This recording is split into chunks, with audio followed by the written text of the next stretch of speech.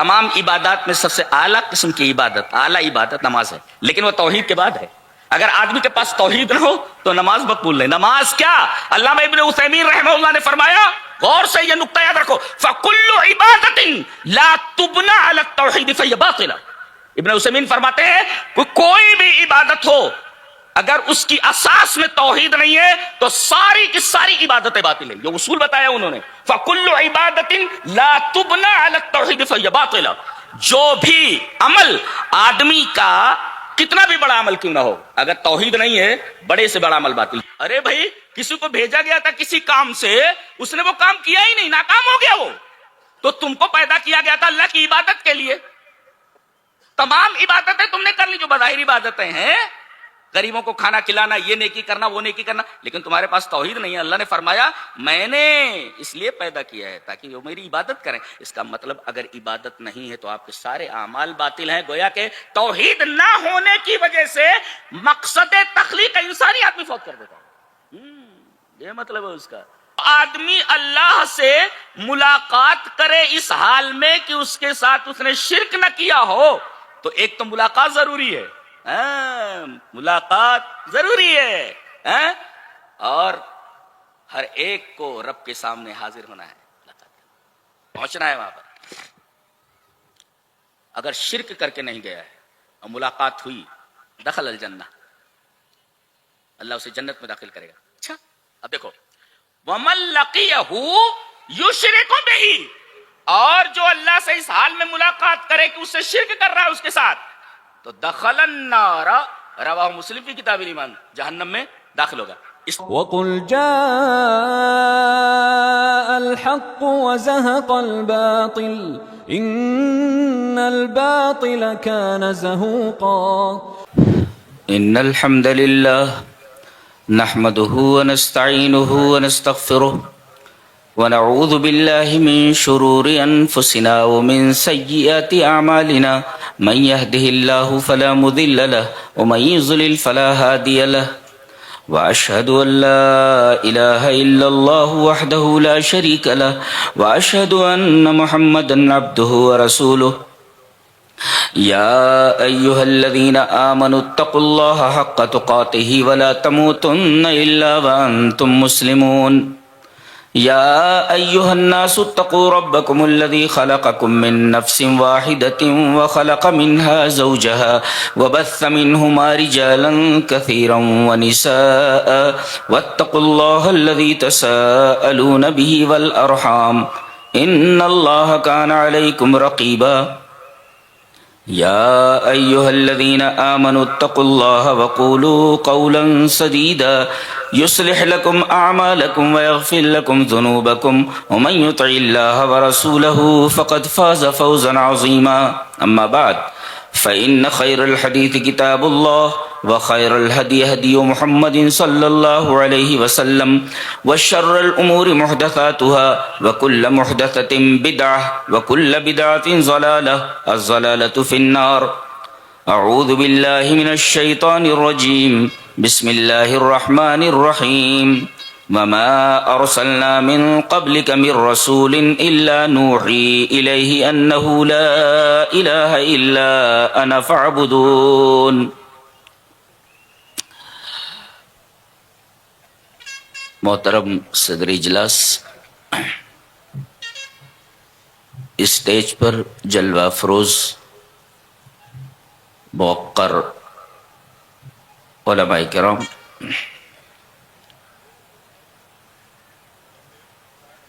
بزرگوں، نوجوان بھائیوں، پیارے بچوں، پردہ نشین ماں اور بہنوں، خطاب کا عنوان ہے معاشرے کی اصلاح میں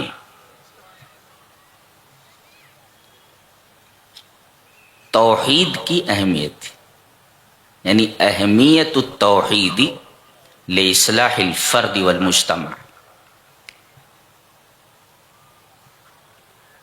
معاشرے کی اصلاح میں عقیدہ توحید کیا رول ادا کرتا ہے، اس موضوع پر ہمیں گفتگو کرنی ہے۔ لفظ توحید یہ عربی میں باب تفعیل کا مصدر ہے.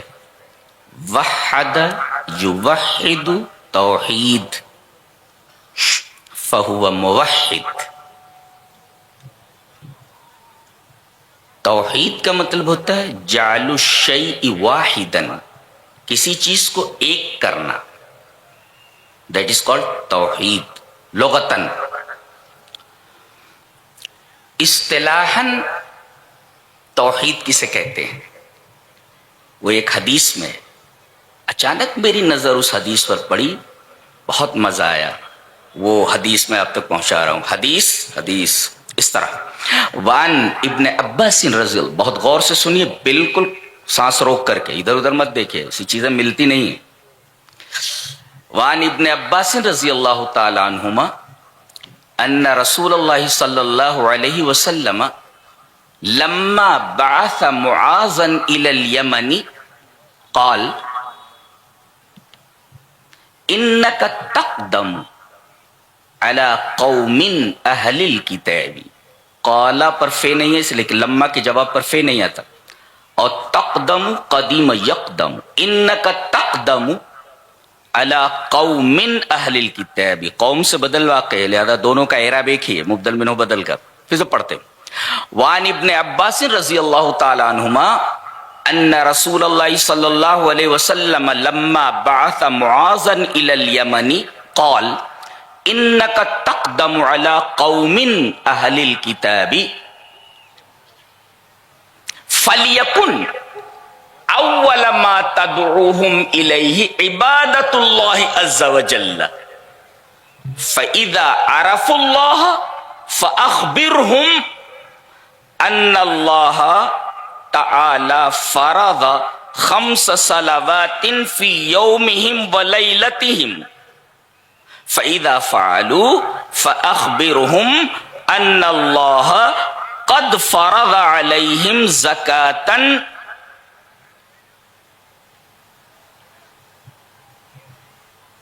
تؤخذ من اغنیائہم فترد الى فقرائہم فإذا أطاعوا بها فخذ منهم وتوقع أموال الكرائم. رواہ مسلم فی کتاب الایمان. دیکھیں یہ روایت مسلم شریف کتاب الایمان میں روایت پڑھ دی گئی. حضرت عبداللہ ابن عباس فرماتے ہیں کہ نبی کریم صلی اللہ علیہ وسلم نے حضرت معاذ ابن جبل کو جب یمن بھیجا تو جب وہ جانے لگے تو کہا سنو ایک بات سنو، جا تو رہے ہو، انک تقدم علی قوم اہل الکتاب، تم ایسی قوم کے پاس آ رہے ہو جو کتاب والی قوم ہے. اہل کتاب ہے تو پہلے فَلْيَكُنْ أَوَّلَ مَا تَدْعُوهُمْ إِلَيْهِ عِبَادَةُ اللَّهِ عَزَّ وَجَلَّ، تو پہل جس چیز کی تم انہیں دعوت دو گے وہ دعوت کیا ہوگی؟ عبادت اللہ عز وجل، اللہ تبارک و تعالیٰ کی عبادت. گویا کہ عبادت اللہ از اکول ٹو توحید، اس لیے کہ عبادت اللہ کا مطلب ہی ہے توحید. تو پہلے سب سے آپ جس چیز کی دعوت وہاں ان کے سامنے پیش کرو گے وہ عبادت اللہ عز وجل، اللہ تبارک و تعالیٰ کی عبادت. بالفاظ دیگر سب سے پہلے آپ توحید کی دعوت پیش کریں گے. جی اور لیکن امر ہے، یعنی یہی ضروری ہے کہ سب سے پہلے ان کے سامنے توحید کی دعوت رکھی جائے. ریپیٹ کرتا ہوں، فَلْيَكُنْ أَوَّلَ مَا تَدْعُوهُمْ إِلَيْهِ عِبَادَةُ اللَّهِ عَزَّ وَجَلَّ، سب سے پہلے جو دعوت تم ان کے سامنے پیش کرو گے وہ عبادت اللہ عز وجل. یہ عبادت اللہ عز وجل از اکول ٹو توحید، اس کا نام توحید. تو گویا کہ اصطلاح میں لغت میں تو جعل الشیء واحدا، لیکن اصطلاح میں اللہ تبارک و تعالی ہی کی عبادت کا نام توحید ہے، جو اس حدیث میں ہے، اور سب سے پہلے یہی دعوت تمہاری ہونی چاہیے. اچھا اگر اس کو مان لیں تو فَإِذَا عَرَفُوا، یہ جملہ قابل غور ہے. علماء کی جناب میں ایک بہت عظیم الشان نقطہ علامہ ابن قیم رحمہ اللہ کا، غور سے سنو، ایسے بہت ڈیپ مطالعے کے اوپر مبنی چیزیں ہوتی ہیں. جی جی جی، یہ نہیں کہا آپ نے جب مان لیں ایسا تو آگے یہ کرنا. توحید کی دعوت پہلے آپ پیش کر دیں، ٹھیک ہے. فَإِذَا عَرَفُوا اللَّهَ، جب وہ اللہ کی معرفت حاصل کر لیں. دقیق، جب وہ اللہ کی فَإِذَا عَرَفُوا اللَّهَ، یہ مسلم شریف کتاب الایمان کی روایت. فَإِذَا عَرَفُوا اللَّهَ، جب وہ اللہ کی معرفت حاصل کر لیں، اللہ کو پہچان لیں. ہم یہاں رکیں گے فَإِذَا عَرَفُوا اللَّهَ پر. اللہ کو پہچاننے کا کیا مطلب ہے؟ علامہ ابن قیم رحمہ اللہ فرماتے ہیں الصواعق المرسلہ میں، ان کی کتاب ہے، قابل مطالعہ کتاب ہے، الصواعق المرسلہ، چھوڑی ہوئی آندھی، چھوڑی ہوئی آندھی. کیا لکھتے ہیں بہت غور سے؟ ان دعوت الرسل تدور علی ثلاثه محاور.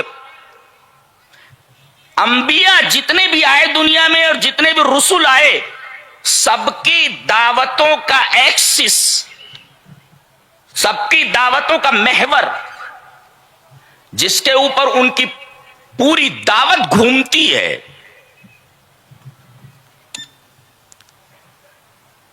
وہ تین چیزیں. جی، تمام رسولوں کی دعوت جن چیزوں کے، جن محوروں کے اوپر گھومتی ہے، جس ایکسس کے اوپر، وہ تین ہے. علی ثلاثۃ محاور.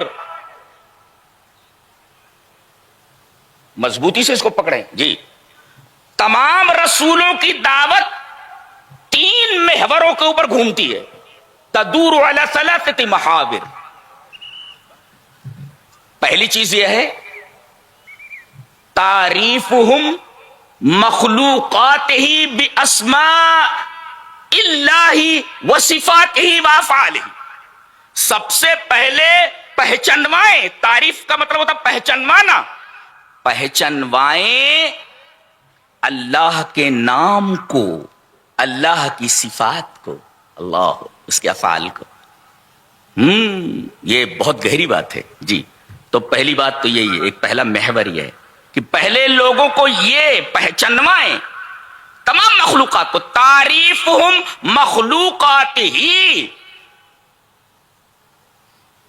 یعنی اللہ کی جتنی بھی مخلوقات ہیں تمام لوگوں کو پہلے یہ پہچنوائیں کیا؟ باسماء اللہ وصفاتہ وافعالہ. اللہ کی صفات بتائیں. صفات بتائیں کیا مطلب؟ صفات بتائیں. آئیے ایک حدیث دیکھ لیتے ہیں. حدیث اس طرح: وان ابن عباس رضی اللہ تعالی عنہما ان النبی صلی اللہ علیہ وسلم قال لما اغرق اللہ فرعون قال آمنت انه لا الہ الا الذی آمنت به بنو اسرائیل. فقال جبریل یا محمد فلو رأیتنی وانا آخذ من حال البحر فأدسه في فيه مخافت ان تدرکہ الرحمت. رواہ الترمذی فی کتاب تفسیر القرآن. حضرت امام ترمذی رحمہ اللہ اس پوری حدیث کو ایسے ہی ترمذی شریف کتاب و تفسیر القرآن میں لائے، سورہ یونس کی اس آیت کی تفسیر میں. کان کھول لیں، بہت بہترین حدیث ہے. شعیب ارناؤت نے اس حدیث کو صحیح کہا ہے، علامہ البانی نے اس حدیث کو صحیح کہا. جی، حضرت عبداللہ ابن عباس فرماتے ہیں کہ نبی اکرم صلی اللہ علیہ وسلم نے ارشاد فرمایا کہ جب اللہ تعالی فرعون کو غرق کرنے لگا لما اغرق اللہ فرعون، جب اللہ فرعون کو غرق کرنے لگا، وہ یہی کہتا تھا نا، یہ مصر ہے اور میرے نیچے جو یہ نہریں بہ رہی ہیں، اسے پانی کے اوپر بڑا ناز تھا۔ اللہ نے کہا اچھا یہ نہریں تیری ہیں، چل تجھے پانی ہی میں ڈبو دیتے ہیں، پانی ہی میں ڈبو دیتے۔ پوری زندگی ظلم کرتا رہا فرعون، یہ ظلم کا استعارہ ہے جی۔ جب فرعون بولا جاتا ہے تو ذہن میں کیا آتا ہے؟ دنیا کا سب سے بڑا ظالم آدمی جس نے اپنی بیوی کو ایسی اذیتیں دی ہیں، اللہ کہ رونگٹے کھڑے ہو جاتے ہیں۔ تو گویا کہ فرعون یہ ظلم کا استعارہ ہے، زندگی بھر یہ ظلم کرتا رہا، اور یہی نہیں بلکہ اللہ کے حق میں بھی ظلم کا ارتکاب کرتا رہا، یہ کہتے ہوئے موسیٰ تم کس رب کی بات کرتے ہو؟ انا ربکم الاعلی۔ سب سے پہلے تو یہ اپنی بیوی کو ایک بچہ نہیں دے سکا، اتنا بڑا رب تھا، یہ کہتا تھا انا ربکم الاعلی، اور جب ڈوبنے لگا ساری ہیکڑی ہوا ہو گئی۔ لما اغرق اللہ فرعون، جب اللہ فرعون کو غرق کرنے لگا،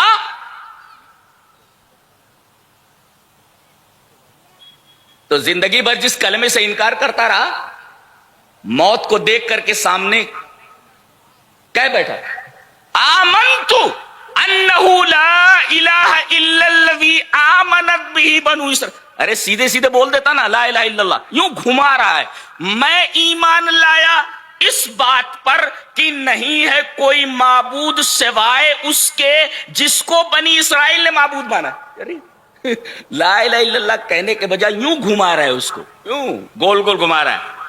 میں ایمان لایا اس بات پر، آمنت انہ لا الہ الا الذی آمنت بہ بنو اسرائیل، میں اس بات پر ایمان لایا کہ نہیں ہے کوئی معبود مگر وہی جس پر بنی اسرائیل ایمان لائے ہیں۔ اب دیکھو نبی کریم صلی اللہ علیہ وسلم فرماتے ہیں کہ فقال جبریل، جبریل نے کہا یا محمد، اے محمد صلی اللہ علیہ وسلم، فلو رأیتنی وانا آخذ من حال البحر، آپ دیکھتے کہ میں سمندر کی مٹی نکال رہا تھا، انا آخذ من حال مانے کیچڑ، سمندر کا کیچڑ نکال کر کے فانا ادسہ فی فیہ، فرعون کے منہ میں وہ مٹی گھسا رہا تھا میں، کیوں؟ مخافت ان تدرکہ الرحمت، اس ڈر سے کہ کہیں اللہ کی رحمت اس آدمی کو بخش نہ دے۔ اللہ کتنا رحیم ہے اللہ، کتنا رحیم، جو ظلم کا استعارہ ہے فرعون اتنا بڑا ظالم۔ جبرائیل نے جب یہ دیکھا کہ یہ تو کلمے کو گھما کر کے پڑھ رہا ہے، فوراً انہوں نے سمندر سے اس کی گہرائی سے کیچڑ نکالی اور اس کیچڑ کو فانا ادسہ فی فیہ، اس کے منہ میں کیچڑ کو گھسیڑنے لگا۔ نبی نے فرمایا ایسا کیوں کر رہے تھے تم؟ جبریل نے کہا مجھے ڈر ہوا کہیں اللہ تبارک و تعالی کی رحمت اسے معاف نہ کر دے۔ اللہ اللہ مخافت ان تدرکہ الرحمت، اس ڈر سے کہ کہیں اللہ کی رحمت اس ظالم کو معاف نہ کر دے۔ تو ہم جیسے گنہگاروں کو کتنی خوشی ہوتی ہے یہ حدیث پڑھنے کے بعد، اور رونگٹے کھڑے ہو جاتے ہیں جب یہ معلوم ہوتا ہے کہ یہ جبریل جو نبی کریم صلی اللہ علیہ وسلم کے پاس وحی لے کر آتا تھا، یہ کئی ہزار سال پہلے اس وقت بھی وہاں موجود تھا جب فرعون کو اللہ تبارک و تعالی سمندر میں غرق کر رہا تھا۔ کتنا عجیب و غریب فرشتہ ہے، کچھ سمجھ میں آیا؟ جی سمجھ میں آیا کچھ؟ یہ وہی فرشتہ ہے جو نبی پر وحی لا رہا ہے، یہ کہہ رہا ہے کہ میں اس وقت وہاں حاضر تھا کئی ہزار سال پہلے۔ کیسی اللہ کی مخلوقات ہے سب، یہ نور کے بنے ہوئے ہیں سب، نور کے بنے، اور ایک معزز فرشتہ ہے۔ اللہ تبارک و تعالی نے اس کے بڑے سارے اوصاف قرآن حکیم میں بیان کیے ہیں۔ اللہ اللہ تبارک و تعالیٰ کی رحمت کا اندازہ لگائیے. وہ کہہ رہے ہیں کہ میں مٹی اس کے منہ میں ڈال رہا تھا کہ کہیں اللہ اس پر رحم نہ کر دے. اللہ اس پر رحم نہ کر دے, اللہ اس پر رحم نہ کر دے. تو اللہ تبارک و تعالیٰ کے اسما اور صفات یہ ان کے سامنے بیان کرو. اللہ کو پہچانواؤ بے اسماء اللہ و صفاتہ, اللہ کے ناموں اور اس کی صفات کے ذریعے بتاؤ کہ اللہ کیسا ہے, اللہ کیا ہے, کتنا رحیم ہے. دیکھو یہ اس کی صفت بیان کی, رحمت کی انتہا ہے, رحمت کی انتہا. ظلم کے استعارے کو معاف کرنے کی بات آ گئی ہے. جبرائیل کو ڈر ہوا کہ کہیں سے معاف نہ کر دیا جائے. تو پہلی چیز یہ کہ تمام رسولوں کی دعوت گھومتی ہے 3 محوروں پر. پہلا محور یہ ہے کہ اللہ کی مخلوقات کو تعارف کرایا جائے اللہ تبارک و تعالیٰ کا اس کے ناموں اور اس کی صفات کے ذریعے کہ اس کی صفتیں کیسی ہیں, وہ کیسی صفات کا حامل. اور دوسرے الطریقۃ الموصلۃ الی اللہ, بتائیں کہ وہ راستہ کون سا ہے جس راستے پر چل کر کے بندہ اللہ تک پہنچتا ہے, یہ بتایا جائے. جی کہاں اللہ تبارک و تعالیٰ کی رضا تک پہنچتا ہے, یہ بتایا جائے. رسول نے بتایا ہے کون سا راستہ. چلیے وہ حدیث لے لیتے. حدیث اس طرح, وعن جابر بن عبد اللہ رضی اللہ تعالیٰ عنہ قال كنا عند النبي صلى الله عليه وسلم فخط خطا وخط خطين يمينه وخط خطين يساره ثم وضع يده في الخط الاوسط فقال هذا سبيل الله ثم تلا هذه الايه وان هذا صراطي مستقيما فاتبعوه ولا تتبعوا السبل فتفرق بكم عن سبيلي. رواه ابن ماجہ فی کتاب الایمان. حضرت امام ابن ماجہ شریف میں یہ حدیث ایسے ہی کتاب الایمان کے اندر لائے. راوی جیسا کہ معلوم ہوا حضرت جابر بن عبداللہ ہیں. حضرت جابر بن عبداللہ فرماتے ہیں کہ ہم لوگ نبی کریم صلی اللہ علیہ وسلم کے پاس بیٹھے ہوئے تھے, اچانک آپ نے ایک خط کھینچا. He drew a straight line. آپ نے ایک لمبا خط کھینچا, ایک سیدھی لکیر کھینچی, اور اس سیدھی لکیر کے دائیں طرف 2 لکیریں اور اس کے بائیں طرف 2 لکیریں. کتنے ہوئے؟ 4. دنیا پریشان ہے ان 4 کے پیچھے, انہیں 4 کے پیچھے پریشان ہے. ایک سیدھی لکیر, سیدھے لکیر کے دائیں جانب 2 لکیریں, بائیں جانب 2 لکیریں, اور آپ نے بیچ والی لکیر کے اوپر ہاتھ رکھا. نقطہ دیکھیں عقیدے کا. ثم وضع يده في الخط الاوسط. فی کس لیے آتا ہے؟ فی آتا ظرفیت کے لیے, جیسے یہ ہے فی کسی چیز کے اندر داخل کر رہا فی. تو آپ نے اس لکیر کے اندر انگلی ڈال دی. لا لا لا لا فی الخط الاوسط, علی الخط الاوسط کہنا چاہیے تھا نا, فی الخط الاوسط. اس کا مطلب فی کا مطلب اعلی ہوتا ہے. جب یہ عقیدے کے باب میں آئے تھے, امنتم من فی السماء, کیا تم بے خوف ہو گئے اس سے جو آسمانوں میں, جو آسمان میں ہے. آسمان کا مطلب یہاں بلندی ہے, فی جہت العلو, یہ مطلب ہے وہاں السماء. اور فی کا مطلب اعلی ہے, اعلی اعلی السماء یعنی فی جہت العلو. ثم وضع يده في الخط الاوسط. سمجھ میں آیا؟ چلو چھوڑو جی, ہاں علماء سمجھ گئے جی. ثم وضع يده في الخط الاوسط فقال هذا سبیل اللہ, یہ اللہ کا راستہ ہے. اللہ کا راستہ بولے تو اللہ کا راستہ, یہی راستہ ہے جو اللہ تک پہنچتا ہے. الطریقۃ الموصلۃ الی اللہ ھذا سبیل اللہ وہ صراط المستقیم. تو یہ بتایا جائے کہ وہ کون سا راستہ ہے. پہلے اللہ تبارک و تعالیٰ کا تعارف کرایا جائے اس کے اسماء اور اس کی صفات کے ذریعے, اور دوسرے بتایا جائے کہ وہ راستہ کون سا ہے جو اللہ تبارک و تعالیٰ کی رضا تک پہنچتا ہے. اور نمبر 3 تیسرا محور یہ ہے کہ بندوں کو بتایا جائے کہ اس راستے پر چل کر کے جب تم دار کرامت میں پہنچو گے, دار النعیم میں پہنچو گے, جنت میں پہنچو گے, تو یہ نعمتیں تمہیں حاصل ہونے والی ہیں اس راستے پر چل کر کے. اور سب سے بڑی نعمت جو تمہیں حاصل ہونے والی ہے وہ دیدار الہی ہے, اللہ تبارک و تعالیٰ کا دیدار ہے. اللہ ہم سب کو اپنے دیدار سے مشرف فرمائے. کیا آپ کو نہیں لگتا کہ دنیا میں کسی خوبصورت سین کو دیکھتے کہ تو واو ہاؤ بیوٹیفل سین از دس، یہ کتنا خوبصورت منظر ہے. بتائیے بعض سینز ایسے ہوتے کہ آدمی مبہوت ہو جائے دیکھ کر کے. بتائیے جب یہاں دنیا کے بعض مناظر کو دیکھ کر کے آدمی کے اوپر ایک ہیبت طاری ہو جاتی ہے، اس کا وجدان مہک اٹھتا ہے. بتائیے ان تمام جمالوں کا خالق کتنا جمیل ہوگا. اندازہ لگائیے. آپ کی خواہش نہیں ہو رہی ہے کہ اس جمال کامل کو دیکھا جائے؟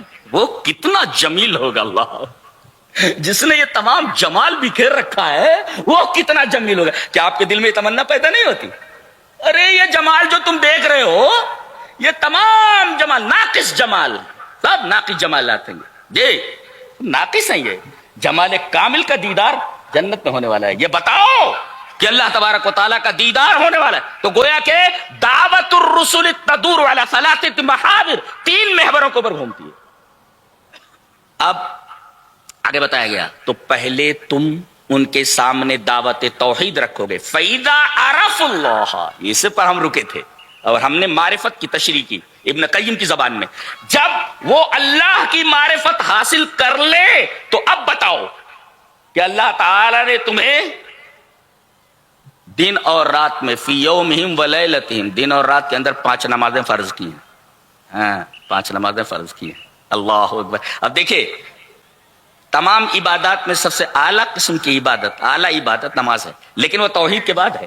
اگر آدمی کے پاس توحید نہ ہو تو نماز مقبول نہیں. نماز کیا؟ علامہ ابن عثیمین رحمہ اللہ نے فرمایا، غور سے یہ نقطہ یاد رکھو، فَكُلُّ عِبَادَةٍ لَا تُبْنَى عَلَى التَّوْحِيدِ فَهِيَ بَاطِلَةٌ. ابن عثیمین فرماتے ہیں کوئی بھی عبادت ہو اگر اس کی اساس میں توحید نہیں ہے تو ساری کی ساری عبادتیں باطل ہیں. یہ اصول بتایا انہوں نے. فَكُلُّ عِبَادَةٍ لَا تُبْنَى عَلَى التَّوْحِيدِ فَهِيَ بَاطِلَةٌ.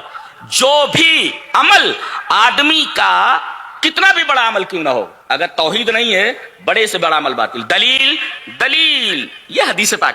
وان عائشہ رضی اللہ تعالی عنہا قلت یا رسول اللہ ابن جدعان کان فی الجاہلیت یصل الرحم ویطعم المساکین فهل ذاک نافعہ قال لا ينفعہ انہ لم یقل یوما رب اغفر لی خطیئتی یوم الدین. رواہ مسلم فی کتاب الایمان. حضرت امام مسلم رحمہ اللہ اس حدیث کو بھی کتاب الایمان میں لائے. اما عائشہ رضی اللہ تعالیٰ عنہ سے روایت اسی طرح مروی ہے. حضرت عائشہ فرماتی ہیں کہ میں نے ایک دفعہ رسول اللہ صلی اللہ علیہ وسلم سے کہا، پوچھا کہ ابن جدعان، عبداللہ ابن جدعان یہ بڑا سخی آدمی تھا، تو یہ جاہلیت کے اندر صلہ رحمی کرتا تھا. صلہ رحمی، اب صلہ رحمی کی تفسیر بہت پیاری ہے، وہ ہم چھوڑتے ہیں اس لیے کہ ہمارے موضوع سے متعلق نہیں.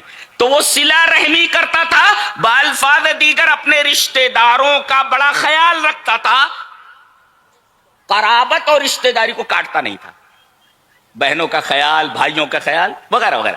تو یہ صلہ رحمی کرتا تھا. ایک وَيُطْعِمُ الْمِسْكِينَ، اور مسکین کو کھانا کھلاتا تھا.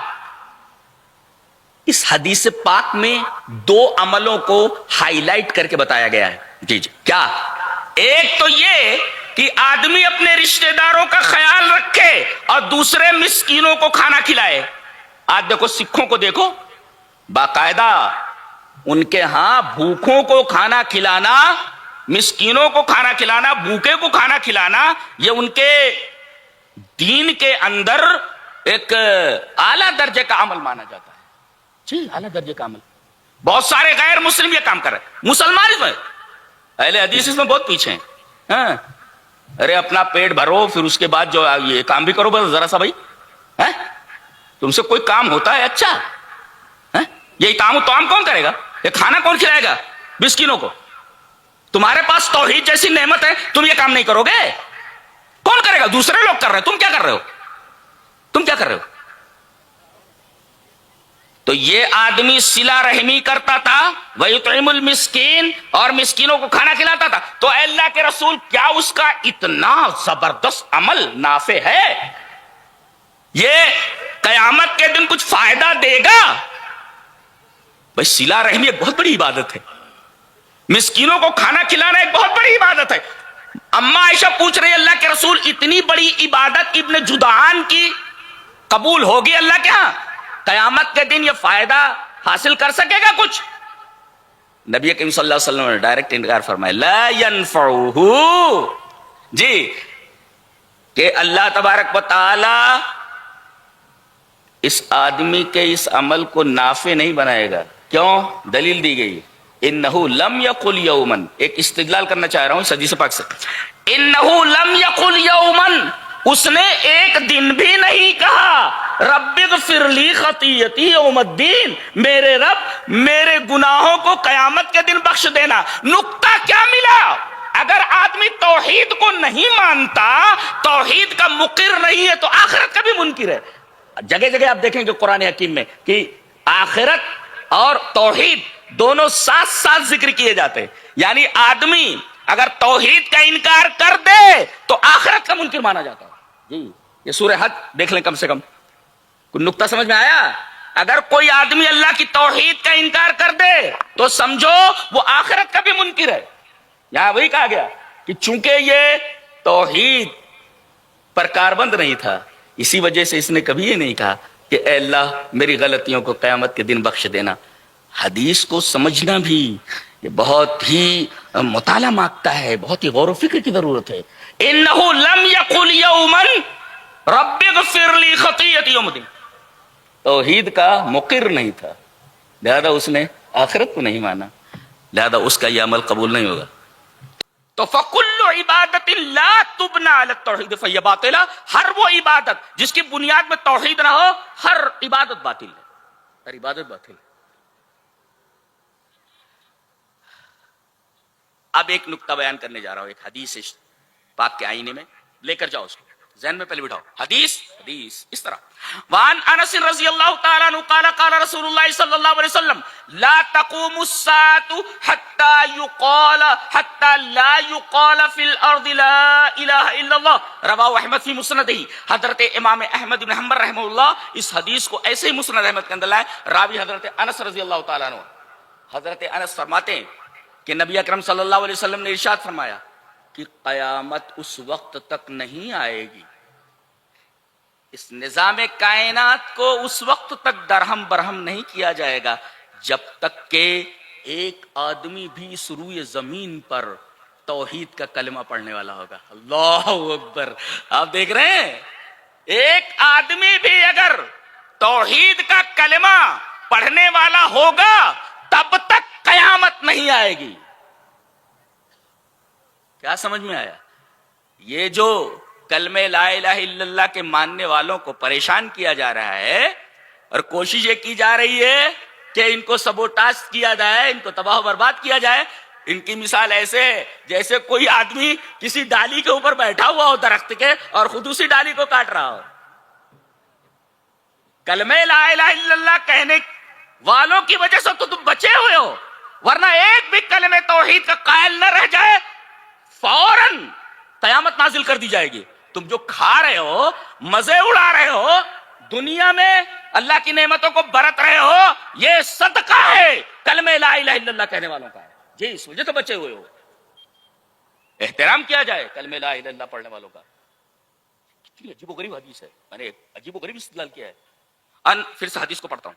ان انس رضی اللہ تعالی عنہ قال قال رسول اللہ صلی اللہ علیہ وسلم لا تقوم الساعة حتى لا يقال في الارض لا الہ الا اللہ، رواہ احمد فی مسندہ. حضرت انس فرماتے ہیں کہ رسول اکرم صلی اللہ علیہ وسلم نے ارشاد فرمایا کہ قیامت اس وقت تک نہیں آئے گی جب تک کہ اس روئے زمین کے اوپر کوئی ایک بھی لا الہ الا اللہ کا پڑھنے والا ہوگا. گویا کہ لا الہ الا اللہ کا پڑھنے والا جب تک اس روئے زمین پر موجود ہے قیامت نازل نہیں ہوگی. ایک بھی کلمہ توحید پڑھنے والا نہیں ہوگا. حکم ہوگا اسرافیل کو کہ سور میں پھونک ڈال دیا جائے، سور میں پھونک ڈال دیا جائے اور نظام عالم درہم برہم کر دیا جائے.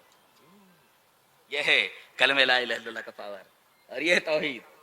تو گویا کہ معاشرے کی اصلاح کی بات کرتے ہو، اصلاح تو چھوڑو، پوری دنیا کے افراد اور پوری دنیا کے معاشرے بچے ہوئے ہیں کلمہ لا الہ الا اللہ. اصلاح تو چھوڑو، ان کی بقا منحصر ہے کلمہ لا الہ الا اللہ کے اوپر، کہنے والوں کے اوپر.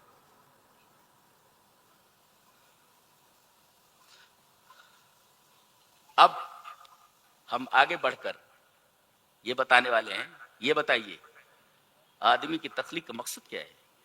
جن اور انسانوں کی جو مکلف ہیں. اللہ نے فرمایا سورہ ذاریات میں، دیکھو ایک عجیب و غریب استدلال، وما خلقت الجن والانس الا لیعبدون. غور سے، میں دیکھو ما نافیہ کے بعد الا سے اگر استثناء ہو تو یفید الحصر والقصر، یعنی انسانوں اور جنوں کی تخلیق کا مقصد ہی میری عبادت ہے، میری عبادت ہے. اب یہ جوڑیے ابن جدان والی بات سے کہ اگر کوئی آدمی توحید نہیں مانتا تو جتنے بڑے نیک عمل کر لے ایک بھی عمل اس کا نافع نہیں ہے، اور عمل نافع نہیں ہوا توحید چھوڑ دینے کی وجہ سے، تو گویا کہ آدمی نے اپنی زندگی کا، اپنی تخلیق کا مقصد ہی فوت کر دیا. اس سے بڑا نقصان آدمی کے لیے کیا ہو سکتا ہے؟ اس سے بڑا خسارہ کیا ہو سکتا ہے کہ آدمی اپنی تخلیق، ارے بھائی کسی کو بھیجا گیا تھا کسی کام سے، اس نے وہ کام کیا ہی نہیں، ناکام ہو گیا وہ، تو تم کو پیدا کیا گیا تھا اللہ کی عبادت کے لیے.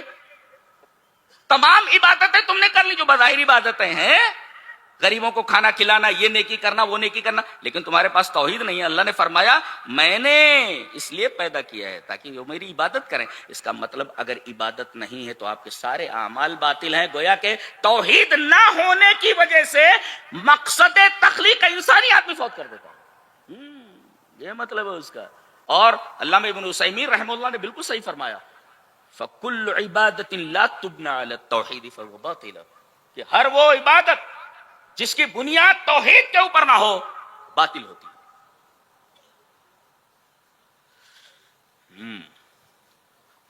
ایک اور خوبصورت استدلال دیکھیں، بہت پیارا استدلال ہے. اصلاح معاشرہ کا تعلق توحید سے. ذہن میں بٹھاؤ، حدیث پڑھتے ہیں پہلے. حدیث اس طرح، وان ابی الزبیر حدثنا جابر بن عبد الله رضی اللہ تعالی عنہ قال سمعت رسول اللہ صلی اللہ علیہ وسلم یقول من لقی اللہ لا یشرک به شیئا دخل الجنہ ومن لقیہ یشرک به دخل النار. رواہ مسلم فی کتاب الایمان. حضرت امام مسلم رحمہ اللہ اس حدیث کو بھی کتاب الایمان میں لائے. ترجمہ کروں، حضرت جابر بن عبداللہ فرماتے ہیں کہ میں نے جناب محمد الرسول اللہ صلی اللہ علیہ وسلم کو بیان فرماتے سنا. غور سے، من لقی اللہ لا یشرک به شیئا دخل الجنہ. جو آدمی اللہ سے اس حال میں ملاقات کرے، ایک نکتہ تو یہ ملا، تم کہیں بھی رہو، کیسی بھی زندگی گزارو، کفر کے ساتھ، شرک کے ساتھ، کسی بھی عمل کے ساتھ، ایک دن رب کے سامنے حاضر ہونا ہے. بھاگ کر نہیں جا سکتے کہیں، کہیں نہیں جا سکتے بھاگ کر، رب کے سامنے حاضر ہونا ہے. Sure, you have to go there. جی حاضر ہونا ہی ہے وہاں، بھاگ نہیں سکتے کہیں. تو اللہ کے رسول صلی اللہ علیہ وسلم کو میں نے یہ فرماتے سنا ہے، کیا؟ من لقی اللہ لا یشرک به شیئا. جو آدمی اللہ سے ملاقات کرے اس حال میں کہ اس کے ساتھ اس نے شرک نہ کیا ہو، تو ایک تو ملاقات ضروری ہے، ملاقات ضروری ہے، اور ہر ایک کو رب کے سامنے حاضر ہونا ہے، پہنچنا ہے وہاں پر. اگر شرک کر کے نہیں گیا ہے اور ملاقات ہوئی، دخل الجنہ، اللہ اسے جنت میں داخل کرے گا. اچھا اب دیکھو، وَمَن لَقِيَهُ يُشْرِكُ بِهِ، اور جو اللہ سے اس حال میں ملاقات کرے کہ اس سے شرک کر رہا ہے اس کے ساتھ، تو دخل النار.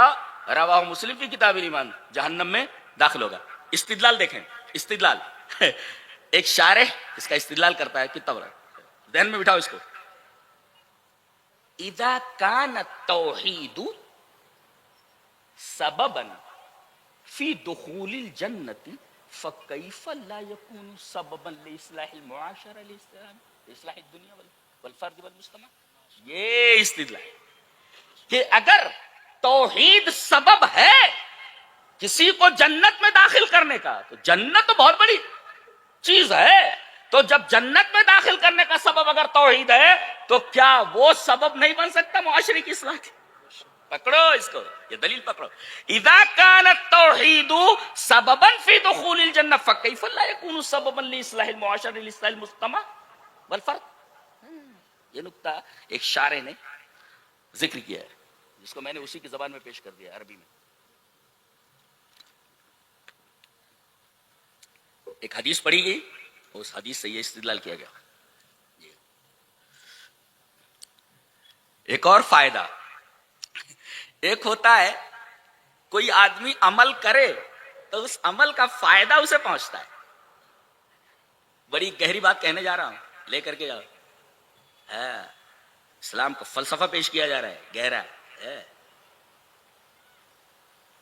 ایک آدمی ہوتا ہے وہ کوئی نیک عمل کرتا ہے تو اس عمل کا فائدہ اسے پہنچتا ہے. توحید ایک ایسی چیز ہے کہ آدمی کو توحید کا فائدہ تو موحد کو پہنچتا ہی ہے، اس کا فائدہ دوسرے گنہگار کو بھی پہنچ جاتا ہے. گویا کہ توحید لازم ہی نہیں، بطرز نحو متعدی ہے. دلیل یہ حدیث پاک. وعن ابن عباس رضی اللہ تعالی عنہما قال سمعت رسول اللہ صلی اللہ علیہ وسلم یقول ما من مسلم يموت فيقوم على جنازته 40 رجلا لا يشركون بالله شيئا الا شفعوا فيه. رواہ ابو داؤد فی کتاب الجنائز. حضرت امام ابی داؤد رحمہ اللہ اس حدیث کو ایسے ہی ابو داؤد شریف کتاب الجنائز کے اندر لائے. راوی حضرت عبداللہ ابن عباس ہیں. حضرت عبداللہ ابن عباس فرماتے ہیں کہ میں نے جناب محمد رسول اللہ صلی اللہ علیہ وسلم کو یہ بیان فرماتے سنا کہ کوئی گنہگار، کوئی مسلمان مر جائے، ما من مسلم یموت، کوئی بھی مسلمان مر جائے اور گنہگار ہو، فیقوم علی جنازتہ 40 رجلا، اور اس کے جنازے میں 40 ایسے آدمی شریک ہو جائے کہ لا یشرکون باللہ شیئا، جو پکے موحد ہوں، توحید والے ہوں، جو اللہ کے ساتھ کچھ بھی شرک نہیں کرتے، تو اللہ ان کی سفارش کو قبول کر لیتا ہے. کون سی سفارش کرتا ہے؟ کن کن کو دعا یاد ہے وہ؟ ارے بعض لوگ تو اس کو دھیرے پڑھ لیتے، تو آپ کھڑے رہتے خالی. کیا پڑھتے؟ اللہم اغفر لحینا ومیتنا وشاہدنا وغائبنا الى آخر الحدیث، الى آخر الدعا. کیا؟ اے اللہ ہمارے زندے کو بخش دے، ہمارے مردے کو بخش دے. تو یہ سفارش کی جا رہی ہے نا اس کے تعلق سے. تو یہ جو سفارش کی اللہ شف، اسی وجہ سے لفظ شفاعت استعمال کی گئی جی. تو یہ جو سفارش کر رہا ہے دعا کرنے والا، اس کی سفارش قبول کر لی جاتی ہے. یہ کون ہے بھائی؟ یہ وہ آدمی ہیں 40 جو شرک نہیں کرتے اللہ کے ساتھ. تو ان کے شرک نہ کرنے کا فائدہ انہیں تو خود پہنچ ہی رہا ہے کہ جنت میں داخل ہونے والے ہیں اس حدیث کے تحت کہ من لقی اللہ لا یشرک بہ شیئا دخل الجنہ. یہاں دیکھیے اس توحید کا فائدہ ایک گنہگار مردے کو پہنچ رہا ہے کہ 40 ایسے آدمی اس کی نماز جنازہ میں شریک ہو جائے، نماز جنازہ پڑھنے، جو شرک نہ کرتے ہوں، تو ان کی اس توحید کا فائدہ اس گنہگار میت کو پہنچ جائے کہ اللہ ان کی سفارش قبول کر لیتا ہے. یہ ہے توحید کا پاور. تو گویا کہ وہ لازم نہیں، متعدی ہے، وہ دوسروں کو بھی فائدہ پہنچاتی ہے توحید. اسی وجہ سے تمام لوگوں کو یہ ضروری ہے کہ اپنے بچوں کو پہلے توحید سکھائیں، توحید. اور نبی کریم صلی اللہ علیہ وسلم کو اسوہ بھی اس سلسلے میں موجود ہے. دلیل یہ حدیث پاک. آج ہم نے مفسر قرآن حضرت عبداللہ ابن عباس رضی اللہ تعالیٰ عنہما کی روایتیں پیش کی جی، اس لیے کہ ہمیں تفسیر سے خصوصی دلچسپی ہے. اور مفسر قرآن تمام صحابہ کرام میں ایک ممتاز حیثیت ہے حضرت عبداللہ ابن عباس کی تفسیر قرآن کے تعلق سے کہ نبی کریم صلی اللہ علیہ وسلم کی دعا ان کے لیے. لہذا عبداللہ ابن عباس کی روایت ہم پھر پیش کر رہے ہیں. حدیث اس طرح. وعن عبداللہ ابن عباس رضی اللہ تعالی عنہما قال كنت خلف رسول اللہ صلی اللہ علیہ وسلم یوما فقال یا غلام انی اعلمک کلمات احفظ اللہ یحفظک، احفظ اللہ تجدہ تجاہک، وعلم ان الامة لو اجتمعت على ان ينفعوك بشيء لم ينفعوك بشيء الا قد كتبه الله لك، ولو اجتمعوا على ان يضروك بشيء لم يضروك بشيء الا قد كتبه الله عليك، رفعت الاقلام وجفت الصحف، رواہ الترمذی فی ابواب صفۃ القیامہ۔ حضرت امام ترمذی رحمہ اللہ اس حدیث پاک کو ابواب صفۃ القیامہ میں لائے ہیں، راوی حضرت عبداللہ ابن عباس ہیں۔ حضرت عبداللہ ابن عباس فرماتے ہیں کہ ایک دفعہ میں نبی کریم صلی اللہ علیہ وسلم کے پیچھے گدھے کے اوپر بیٹھا ہوا تھا۔ کوئی پوچھے، اہل حدیث ہر بات میں دلیل مانگتا ہے، یہ لاؤ دلیل لاؤ، یہ لاؤ دلیل لاؤ، یہ بتاؤ کہ موٹر سائیکل کے پیچھے کوئی آدمی بیٹھ سکتا ہے، اس بات کی دلیل لاؤ، بیٹھنا جائز ہے کہ نہیں؟ یہ دیکھو حضرت عبداللہ ابن عباس نبی کریم صلی اللہ علیہ وسلم کے پیچھے گدھے پر بیٹھے ہوئے، گدھی بھی سواری ہے اور موٹر سائیکل بھی سواری ہے۔ استدلال جی کنتو جی خلف رسول اللہ صلی اللہ علیہ وسلم، یہاں تک کہ میں نے یہ ٹینٹ لگانا اس کو بھی میں نے ثابت کیا۔ وہ دیکھو نیٹ کے اوپر ایک تقریر پڑی ہوئی ہے، نبی کریم صلی اللہ علیہ وسلم کا خطبہ حجۃ الوداع یہ ہے، تقریباً 13 منٹ تک میں نے وہ پورا خطبہ منہ زبانی بیان کیا، اللہ اکبر۔ اس میں احناف علماء بھی تھے اور انہوں نے الحمدللہ دانتوں میں انگلیاں دے لی، 13-14 منٹ تک مکمل خطبہ عربی میں جی۔ اس میں نے کہا کہ نبی کریم صلی اللہ علیہ وسلم جہاں کھڑے ہوئے ہیں ایک اونٹنی پر ہیں جی، اونٹنی پر آپ خطبہ دے رہے ہیں، تو یہ تو اسٹیج ہو گیا، اور ایک صاحب اس میں آپ دیکھیے کہ وہ سایہ کیے ہوئے ہیں جی۔ تو کون سی ایسی بات ہے جو قرآن اور حدیث سے ثابت نہیں ہے؟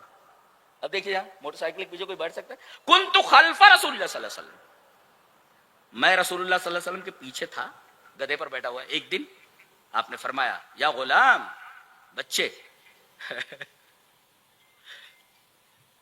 ایک دفعہ یہ رات کا عمل دیکھنے گئے تھے جی، اپنی خالہ میمونہ کے پاس پہنچے اور کہا کہ اماں، حضرت میمونہ ان کی خالہ ہے، کہا کہ آج میں یہ رہوں گا۔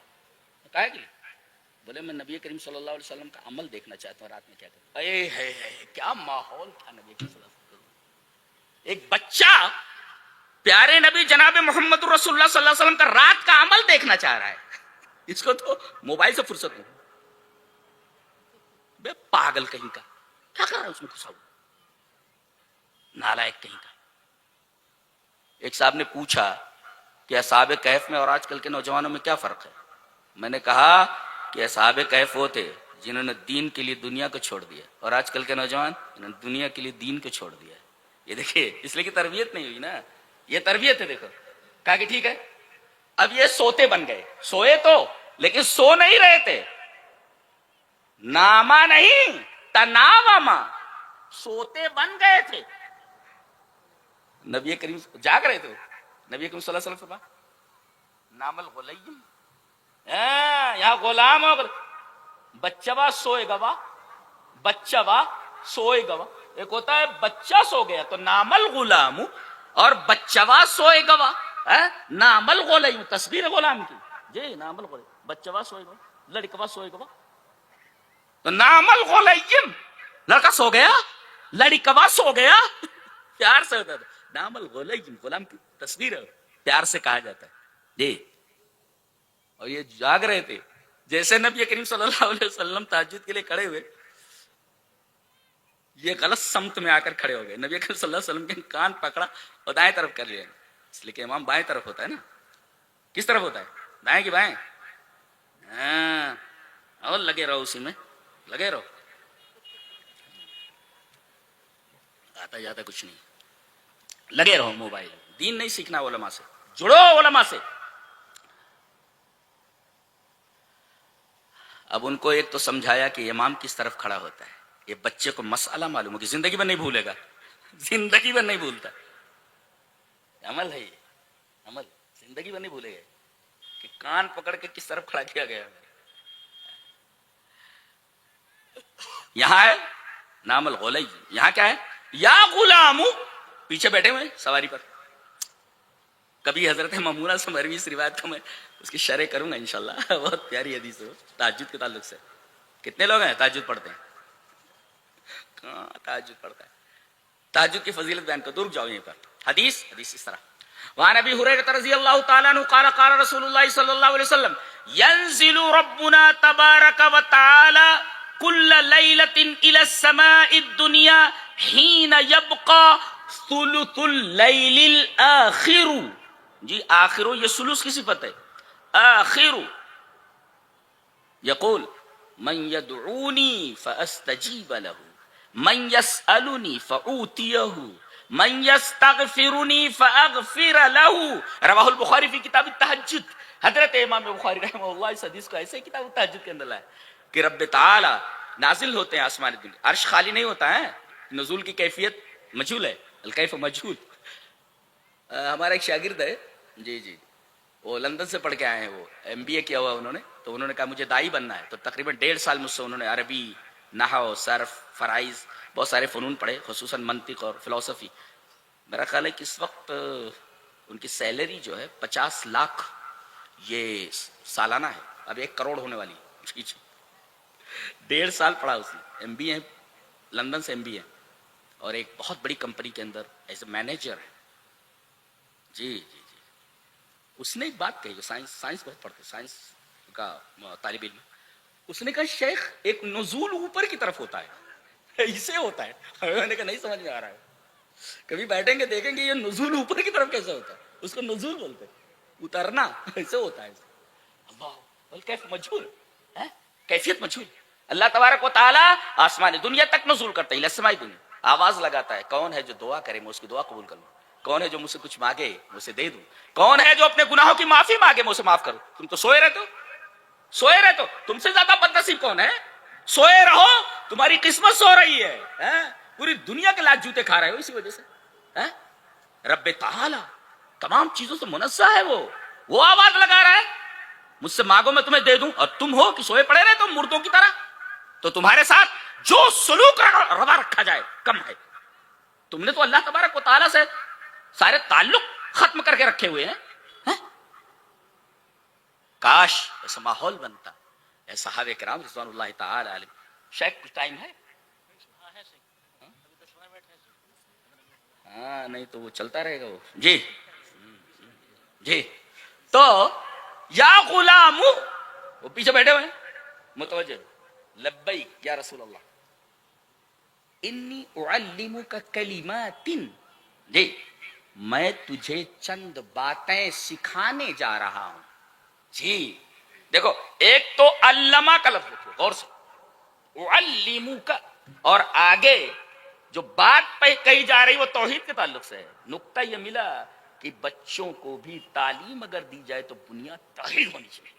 جی یا غلام انی اعلمک کلمات. چند چیزوں کی تعلیم تجھے دینا چاہتا ہوں علم دینا چاہتا ہوں. آگے فرمایا احفظ اللہ یحفظک. ہاں تو اللہ کی حفاظت کر. کس کی اوقات ہے اللہ کی حفاظت کرنے کی. وہ پوری کائنات کی حفاظت کر رہا ہے. ذرہ برابر اگر اس کی نگرانی ہٹ جائے تو اگلے لمحے اس چیز کو بقا کی کوئی گارنٹی نہیں دی جا سکتی. خلاص پوری کائنات ٹھہری ہوئی ہے. اب پورا نظام کائنات چل رہا ہے اس کی نگرانی میں. تو اس کی حفاظت کون کر سکتا ہے. تو اللہ کی حفاظت کر. احفظ حدود اللہ و اوامرہ. اللہ تبارک و تعالیٰ کے حدود کی حفاظت کر. حدود کی حفاظت کا کیا مطلب. حد ہوتی دیکھو یہ دیکھو یہ حد ہے. یہ اس کو ادھر ڈالو گے گر پڑو. یہ حد ہے. تو کہاں رکنا ہے. یہیں رک جانا ہے. یہاں آگے نہیں جانا. Don't cross the limit. Limit جو قائم کر دی گئی کراس نہیں کرنا. تو حد اللہ نے مقرر کر دی اسے آگے نہیں جانا. یہ مطلب ہے احفظ حدود اللہ. اللہ تبارک و تعالیٰ کے حدود کی حفاظت کر تو یحفظ کا وہ تیری حفاظت کرے گا. حفاظتیں ہٹ جائیں گی تمہارے اوپر سے جوتے کھاؤ گے بری طرح مارے جاؤ گے اگر تم نے اللہ کے حدود کی حفاظت نہیں کی. کان کھول کر سن لو کہیں نہ کوئی لیکیج ہے. یہ جو حفاظت نہیں ہو رہی ہے اس لیے کہ ہم نے اللہ تبارک و تعالیٰ کے حدود کی حفاظت چھوڑ دی. کیا بات ہے. اچھا آگے دیکھو دوسرا ٹکڑا، وہ بہت عجیب و غریب ہے. احفظ اللہ تجدہ تجاہک. تو اللہ کے حدود کی حفاظت کر، تو اللہ کو اپنے سامنے پائے گا. تجاہک امامک، اللہ کو اپنے سامنے پائے گا. اللہ کو اپنے سامنے پائے گا کیا مطلب؟ سامنے کون ہوتا ہے؟ یقود الی کل خیر. آگے اللہ تیرے سامنے ہے، تو اللہ کے حدود کی حفاظت کر، اللہ تجھے پکڑ کر کے ہر خیر کے راستے پر ڈال دے گا اور ہر برائی کے راستے سے ہٹا دے گا. یہ مطلب ہے احفظ اللہ تجدہ تجاہک. تو اللہ کے حدود کی حفاظت کر، اللہ تیرے سامنے ہوگا اور تیرا ہاتھ پکڑ کر ہر خیر کے کام پر، یدل علی کل خیر ویحفظ من کل سوء من کل مکروہ، ہر ناپسندیدہ چیز سے تجھے ہٹا دے گا اور ہر خیر کی طرف تیری رہنمائی کرے. یدل علی کل خیر. اچھا یہ ہو گیا احفظ اللہ. اذا سألت فاسأل اللہ. مانگ تو اللہ سے مانگ. یہاں یہ دیکھا گیا لوگوں کو اپنی فکر نہیں ہے، وہ جو مر گئے ان کی فکر ہے. چونا لگا رہے.